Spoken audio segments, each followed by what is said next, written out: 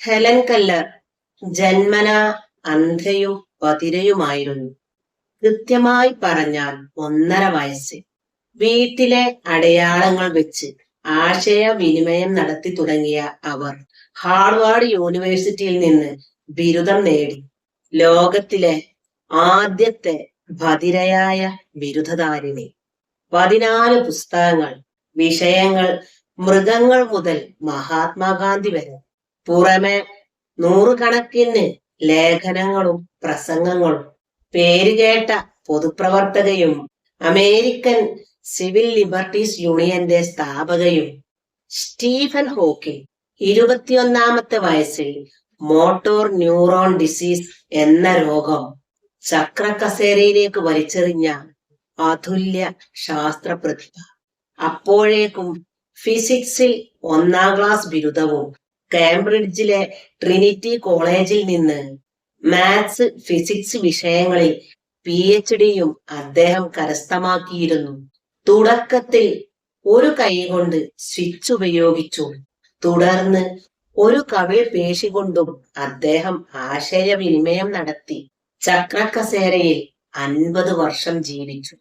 76-ാം വയസ്സിൽ മരിക്കുമ്പോൾ അദ്ദേഹം ആധുനിക ലോകം കണ്ട ഏറ്റവും മികച്ച ശാസ്ത്രപ്രതിഭയായി മാറിയിരുന്നു.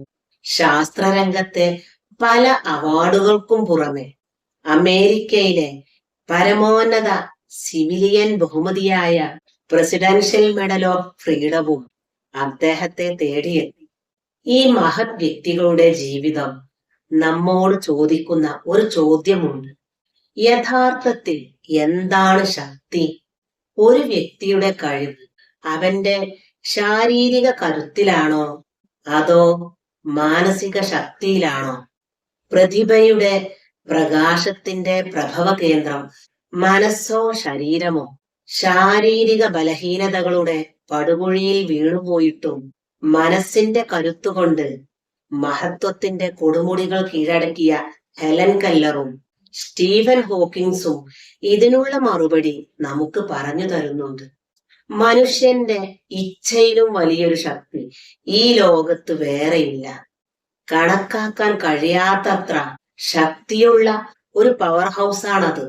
അസംഖ്യം ധീരതയുടെയും സഹിഷ്ണുതയുടെയും സ്ഥിരോത്സാഹത്തിന്റെയും പിന്നിലുള്ള ചാലക ശക്തിയാണത്. യുദ്ധത്തിന്റെ ഭീകരതയെ അഭിമുഖീകരിക്കുന്ന സൈനികരുണ്ട്. കഠിനമായ പരിശീലന വ്യവസ്ഥകൾ സഹിക്കുന്ന കായിക താരങ്ങളെ നാം കാണുന്നു. മാരക രോഗങ്ങളോട് പൊരുതുന്ന എത്രയോ രോഗികൾ നമുക്ക് ചുറ്റുമുണ്ട്.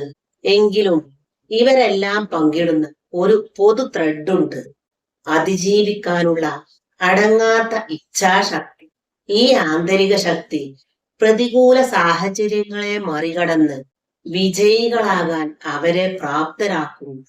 ശാരീരിക ക്ഷമത താൽക്കാലിക നേട്ടങ്ങൾ നൽകിയേക്കാം, എന്നാൽ തന്നിൽ ജ്വലിക്കുന്ന ഇച്ഛയാണ് ഒരാളുടെ ജീവിതത്തിന്റെ ഗതി നിർണയിക്കുന്നത്.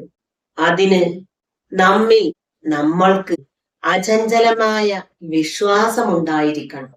നിരാശക്ക് കീഴടങ്ങാതിരിക്കാനുള്ള ഇച്ഛാശക്തി ഉണ്ടായിരിക്കണം. ലക്ഷ്യങ്ങൾക്ക് വേണ്ടിയുള്ള നിരന്തര പരിശ്രമം വേണം. തോൽവിക്കു മുമ്പിൽ തോറ്റു കൊടുക്കില്ല എന്ന ദൃഢനിശ്ചയം മനസ്സിൽ അരക്കിട്ട് ഉറപ്പിക്കണം. നിങ്ങളിൽ ഉറങ്ങിക്കിടക്കുന്ന ആന്തരിക ശക്തിയെ തൊട്ടുണർത്തുക, അതിനെ വളർത്തിയെടുക്കുക. ശാരീരിക പരിമിതികൾ പരിഗണിക്കാതെ മുഴുവൻ കഴിവുകളും അൺലോക്ക് ചെയ്യുക. അപ്പോൾ മഹത്വം നിങ്ങളുടെ പടിവാതിൽ നിങ്ങളെ കാത്തിരിക്കും.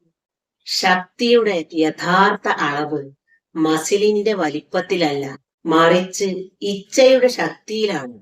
പ്രതിസന്ധികളെ തരണം ചെയ്യുക, വെല്ലുവിളികളെ അതിജീവിക്കുക, സ്വന്തം വിധിയുടെ ഉടമകളാവുക.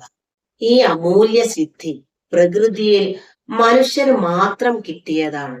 കണ്ണും കാതുമില്ലാത്ത മൃഗം എത്ര കരുത്തനായിട്ടും കാര്യമില്ല. മരണം സംവരണം ചെയ്തിരിക്കുന്നു. ഒന്നുകിൽ ശത്രുവിന്റെ പിടിയിൽ, അല്ലെങ്കിൽ പൊട്ടക്കിണറ്റിൽ. ഈ ജന്മപുണ്യം ദൈവത്തിന്റെ വരദാനമാണ്.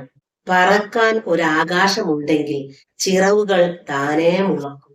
കയറാൻ ഒരു കൊടുമുടിയുണ്ടെങ്കിൽ കാലുകൾക്ക് കാറ്റിന്റെ വേഗത താനേ കൈവരും. ജീവിക്കാൻ ഒരു ലക്ഷ്യമുണ്ടെങ്കിൽ വിജയം എപ്പോ വന്നു എന്ന് ചോദിച്ചാൽ മതി.